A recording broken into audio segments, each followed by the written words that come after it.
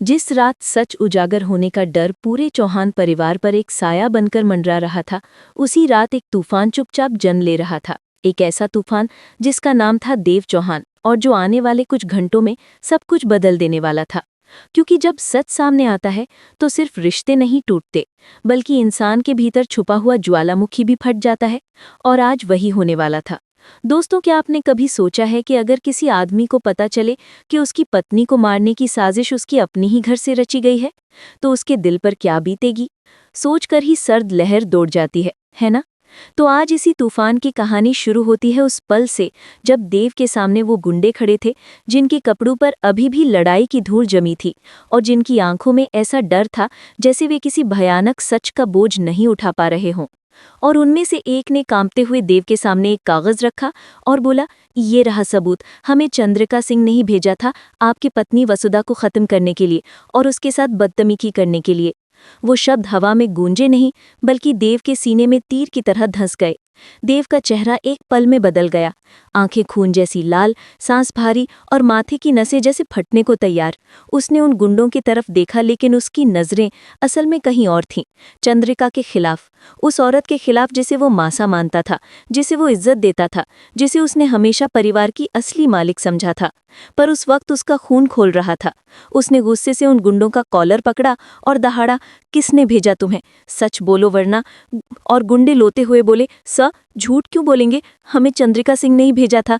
इतना सुनते ही देव का धैर्य जैसे टूट गया। वो उन गुंडों को अपनी पकड़ में लेकर चंद्रिका के पास जाने लगा। उसका हर कदम जमीन पर नहीं बल्कि गुस्से पर चलता था। तभी किसी ने उसका हाथ पकड़ लिया, वसुधा। उसका स्वर कांप रहा था, लेकिन उसमें प्यार का वजन था। देव सा, आप कहाँ जा रहे हैं? देव ने मुड़कर देखा। उसकी आंखों में ऐसा तूफान था जिसे रोकना शायद खुद वसुधा के बस में भी नहीं था। वो गर्जा, चंद्रिका सिंह चौहान के पास। वसुधा ने कुछ कहना चाहा, उसे रोकना चाहा, लेकिन देव ने हाथ उठाकर कहा, वसु, आज तुम्हारी मैं एक भी बात नहीं सुनूंगा। जो इज्जत तुम मासा को देती हो, वो इज्जत के लायक ही नहीं है।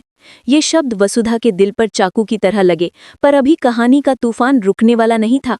तभी वो गुंडा देव की पकड़ से छूटकर भाग गया, और देव बिना एक पल रुके अकेला ही चंद्रिका के ऑफिस की तरफ बढ़ गया, वहां जहां उसका गुस्सा अपनी हदें पार करने वाला था। चंद्रिका के ऑफिस पहुंचकर उसने किसी से बात नहीं की, बस एक डंडा उठाया और बिना रुके वार करता गया।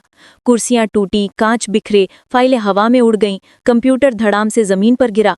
लोग देव को रोकते रहे, लेकिन वो किसी की सुनने की हालत में नहीं था। उसकी आंखों में सिर्फ एक आग थी, वसुधा पर हमला करवाने वाली चंद्रिका सिंह। जैसे जैसे चीजें टूटती गईं, वैसे वैसे देव के भीतर का विश्वास भी टूटता गया। तभी एक तीखी आवाज आई, देव। देव रुका, पीछे मुड़कर देखा। दरवाजे पर खड़ी थी चंद्रिका, उसकी आंखों में गुस्सा, चेहरा तमतमाया हुआ, और पल भर में उसने देव के गाल पर जोरदार थप्पड़ जड़ दिया। पूरे ऑफिस में सन्नाटा। चंद्रिका चीखी, ये सब क्या है देव? क्या तुम इतने सदमे में चले गए हो कि तुम्हें होश ही नहीं कि क्या कर रहे हो? देव ने उसके थप्पड़ का असर अपने चेहरे से मिटाते हुए कहा, होश में तो मैं अब आया हूं चंद्रिका सिंह चौहान, और मैं यहाँ सिर्फ तुम्हें ये बताने आया हूं, अगर तुमने दोबारा मेरी पत्नी को मारने के लिए अपने आदमी भेजे तो मुझसे बुरा कोई नहीं होगा। तभी ऑफिस के बाहर हलचल हुई और अंदर आए अविनाश, प्रभात और हनुमंत। प्रभात चिल्लाए, देव, ये क्या है बेटा? देव ने उनकी तरफ देखा और पूरी बात बता डाली। गुंडे, हमला, सबूत और साजिश का नाम चंद्रिका सिंह। सब सुनते ही अविनाश का चेहरा पीला पड़ गया। उसने चंद्रिका की तरफ गुस्से से देखा और बोला, मासा, आप इतना घटिया काम कैसे कर सकती हैं? छी, मुझे तो शर्म आ रही है आपको माँ बोलने में। प्रभात ने भी निराश होकर कहा, चंद्रिका, तुमने ये बहुत गलत किया है। जो किया है ना, वो इंसानियत से भी नीचे है।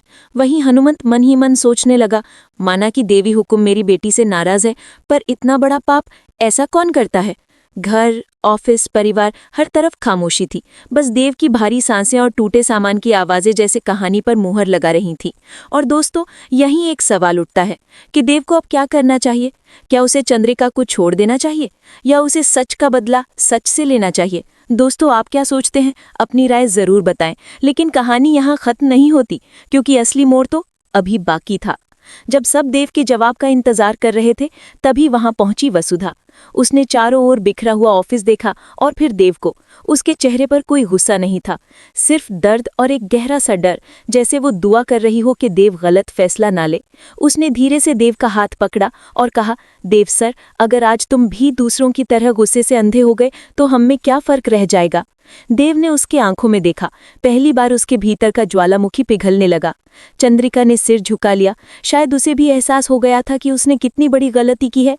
एक लंबी खामोशी के बाद देव ने कहा, मैं बदला नहीं चाहता, मैं खत्म करना चाहता हूं इस नफरत को। ये शब्द पूरे ऑफिस में फैल गए और हवा का भार हल्का करने लगे। कोई चीखा नहीं, कोई रोया नहीं, बस एक सन्नाटा था जो खुद ही बयान कर रहा था कि आज एक जंग जीती नहीं, एक जंग खत्म हुई है। और दोस्तों, जिंदगी में सबसे बड़ी जीत वही है जहां हम गुस्से को हराकर इंसानियत चुन लेते हैं। दोस्तों, आप बताइए, क्या देव ने सही किया? कमेंट में बताना मत भूलिए।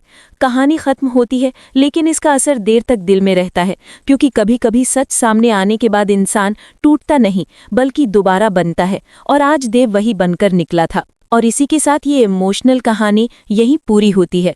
एक ऐसा अंत जो दर्द भी देता है, सुकून भी, और एक सीख भी कि रिश्तों में तूफान आए तो संभल कर चलना ही जीत है।